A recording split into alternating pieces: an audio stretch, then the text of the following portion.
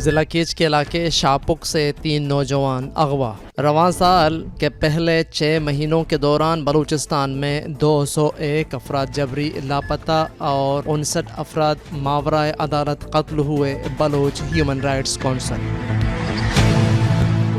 آج جولائی کی 17 تاریخ ہے، دن اتوار، اور اس وقت بلوچستان میں شب کے 10 بج رہے ہیں۔ بلوچستان افیئرز کی اردو نیوز بلیٹن سرشپ احوال کے ساتھ میں ہوں مقبول ناصر۔ شپ وش بات۔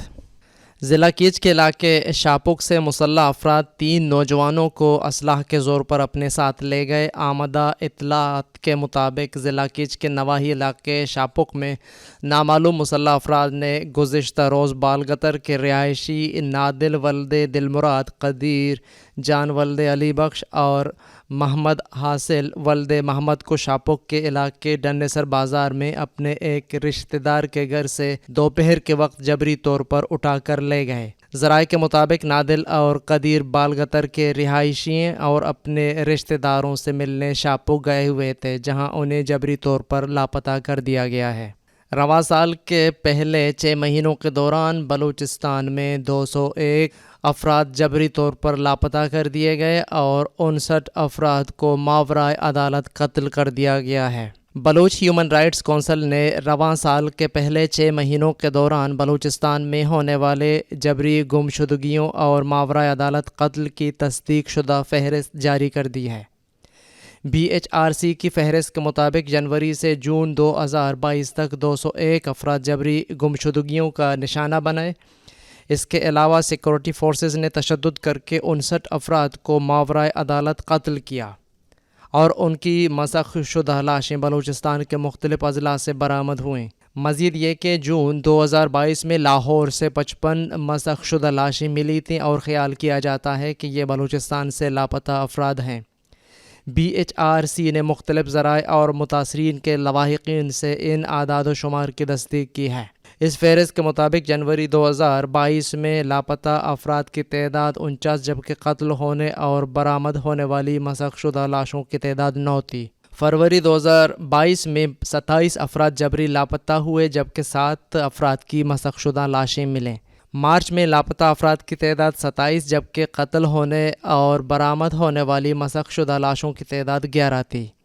اپریل میں لاپتہ افراد کی تعداد 39 جبکہ قتل ہونے اور برآمد ہونے والی مسخ شدہ لاشوں کی تعداد 14 تھی۔ مئی میں 37 افراد جبری گمشدگی کا شکار ہوئے جبکہ 10 افراد ماورائے عدالت قتل ہوئے جن کی لاشیں بلوچستان کے مختلف اضلاع سے ملیں۔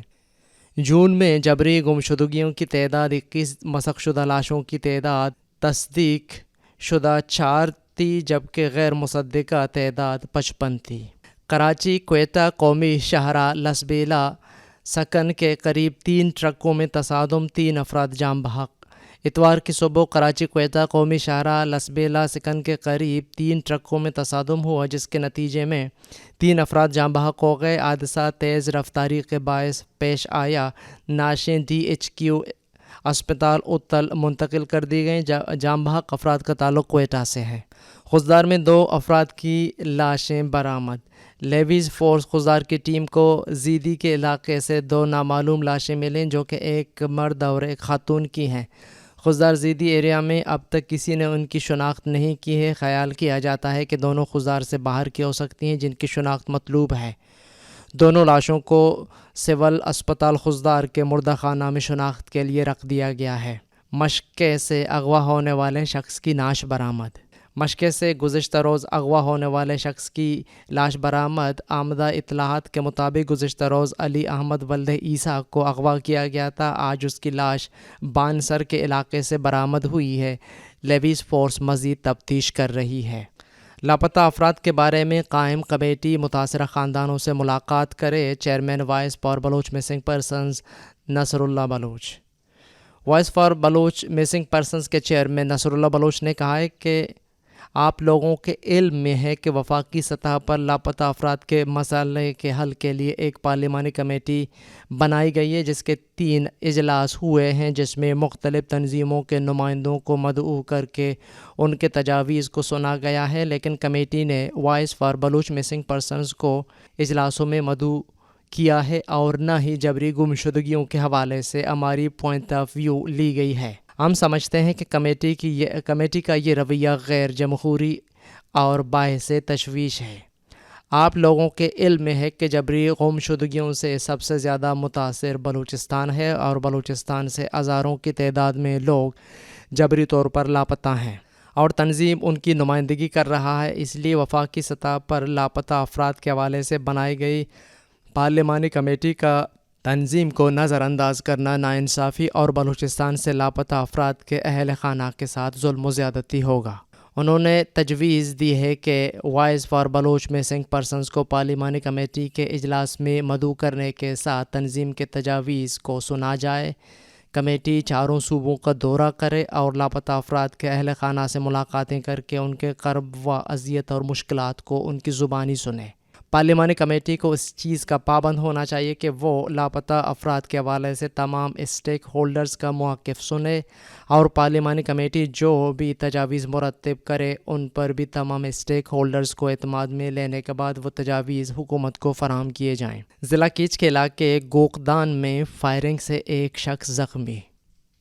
کیچ کے نواحی علاقے گوکدان میں گزشتہ روز نامعلوم افراد کی فائرنگ سے برکت ولد شہدوست نامی شخص ہاتھوں پر گولیاں لگنے سے زخمی ہو گیا ہے، جسے علاج کے لیے ٹیچنگ اسپتال تربت منتقل کر دیا گیا۔ کوئٹہ تانہ نو حصار میں تعینات سب انسپکٹر کی گھر سے لٹکی ہوئی لاش برآمد۔ کوئٹہ تانہ نو حصار میں تعینات سب انسپکٹر محمد ریاض کی لاش گھر میں چھت سے لٹکی ملی۔ مذکورہ انسپکٹر محمد ریاض اس سے قبل CTD کاؤنٹر ٹیررزم ڈپارٹمنٹ میں فرائض سر انجام دے رہا تھا۔ پولیس ذرائع کے مطابق انسپکٹر محمد ریاض 6 روز سے ڈیوٹی پر نہیں آ رہا تھا۔ ڈیوٹی پر نہ آنے پر SHO اس کے گھر گیا تو گھر پر تالا لگا دیکھ کر واپس لوٹ گیا۔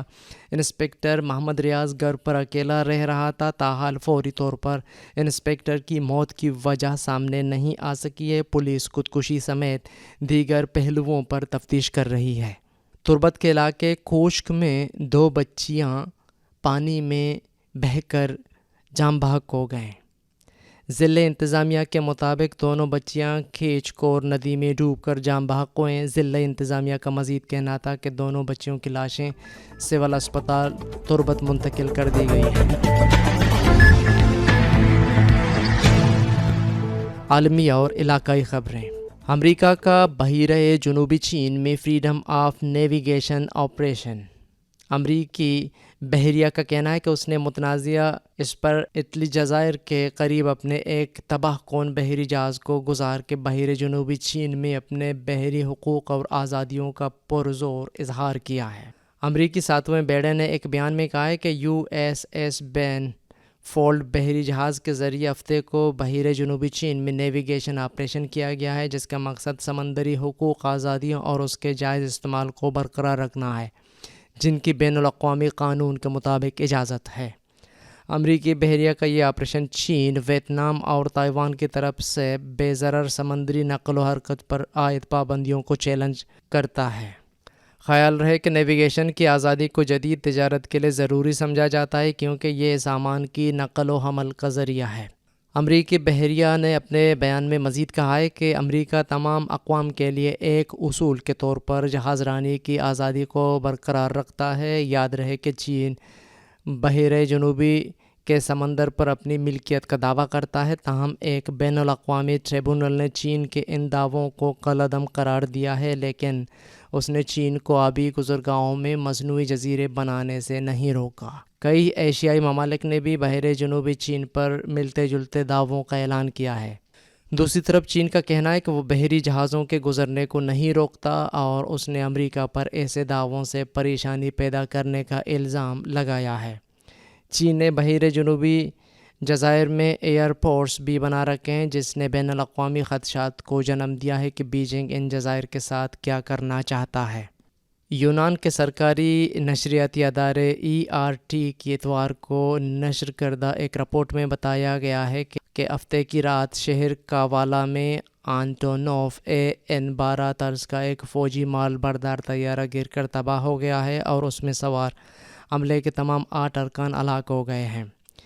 اس طیارے میں خطرناک مواد لدا ہوا تھا۔ مقامی حکام کے مطابق جائے حادثہ سے دھوئیں کے گہرے بادل اٹھتے دکھائی دیے۔ ارد گرد کے علاقے کے رہائشی باشندوں کو شہری دفاع کے محکمے کے حکام کی طرف سے گھروں کی کھڑکیاں بند رکھنے اور ایئر کنڈیشنز نہ چلانے کی تاکید کر دی۔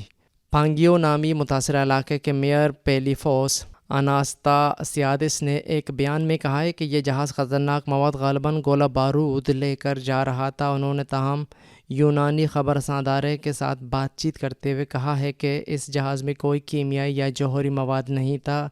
ان کے بقول یونانی فوج اس ایئر کریش کے مقام کی طرف بڑھ رہی ہے۔ دریں اثنا سرکاری میڈیا نے بتایا ہے کہ 12 ٹن زہریلے مواد سے پیدا ہونے والا دھواں فضا میں پھیلا ہوا ہے۔